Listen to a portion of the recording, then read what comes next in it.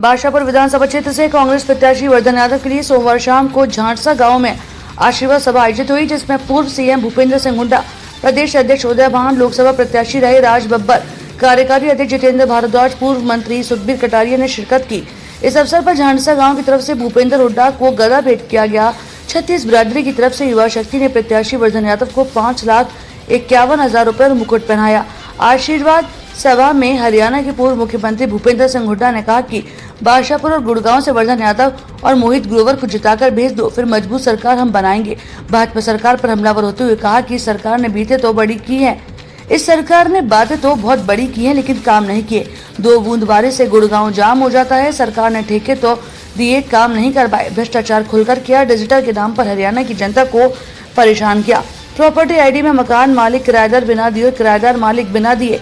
पूर्व सीएम ने कहा कि जब हम इसका विरोध जताया तो सरकार ने माना कि 90% गलतियां हुई, लोग परेशान न हो इसके लिए भ्रष्टाचार हो लिए, फिर सरकार गलती मान रही है। कहा कि लाल डोर खत्म करने के पीछे का सरकार का मकसद था कि वहां प्रॉपर्टी टैक्स लगाने की योजना था।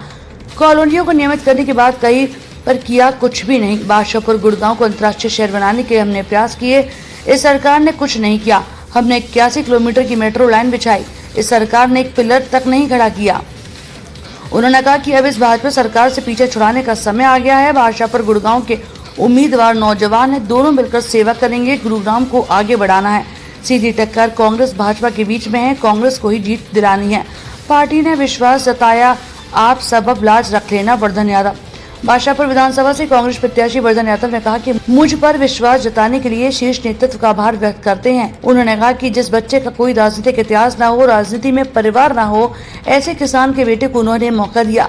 आप सब लाज रख लेना। कई दशकों में ऐसा चुनाव आता है जिसे जनता लड़ती है, पार्टी या प्रत्याशी नहीं। सन 1987 का जो चुनाव था, स्वर्गीय राव धर्मपाल का चुनाव किसी पार्टी प्रत्याशी ने नहीं लड़ा, जनता ने लड़ा था। वर्धन यादव ने कहा कि झोली फैलाकर मांगता हूं कि जीवन में ऐसा मौका नहीं मिलेगा। इस चुनाव को अपना चुनाव समझे, 5 तारीख को ज्यादा से ज्यादा वोट डलवाएं। एक एक व्यक्ति दीपेंद्र हुड्डा की साथी बनकर काम करे। वर्धन यादव ने भूपेंद्र हुड्डा का ध्यान आकर्षित करते हुए कहा कि जिस दिन आप मुझे प्रत्याशी बनाया, उसी दिन यहाँ काफिला बढ़ता जा रहा है। जनता के समझ कहा कि हुड्डा साहब का उन पर एहसान भारी है, उनके पसीने की कीमत दोगुना करके दीजिएगा। का जो चुनाव था, सन 1987 का जो चुनाव था, स्वर्गीय राव धर्मपाल जी आज हमारे बीच में नहीं है, परमात्मा के चरणों में। लेकिन वो चुनाव किसी पार्टी ने या प्रत्याशी ने नहीं लड़ा था।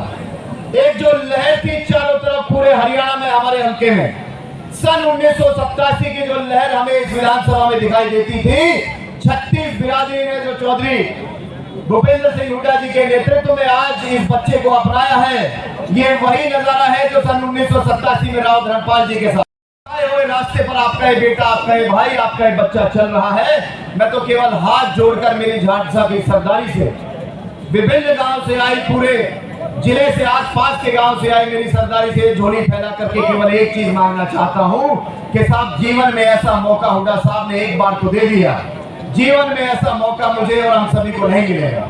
तो एक बार हम सभी मिलकर के इस चुनाव को अपना चुनाव समझे, हुड्डा साहब का चुनाव समझे, और आने वाली 5 तारीख को ज्यादा से ज्यादा संख्या में अपने रिश्तेदारों को, दोस्तों को, प्यारों को, सभी को लेकर के बूथ तक पहुंचे। एक एक व्यक्ति भाई दीपेंद्र हुड्डा जी का साथी बनकर के उदय भान जी की अध्यक्षता में चौधरी भूपेंद्र सिंह हुड्डा जी के नेतृत्व में इस चुनाव को लड़े। और मुझे यकीन है कि बहुत जल्द, ये समय अब ज्यादा दूर नहीं है, हरियाणा में कांग्रेस की पूर्ण बहुमत की सरकार बनने जा रही है, हुड्डा साहब के नेतृत्व की सरकार बनने जा रही है, और बादशाहपुर से भी उस सरकार में और हर जगह एक ही माहौल देख रहे हैं। 36 बिरादरी ने फैसला कर लिया है, अब की बार कांग्रेस की सरकार। क्यों करा, कैसे हुआ ये एकदम बदलाव? क्योंकि लोगों ने तोल के देख लिया।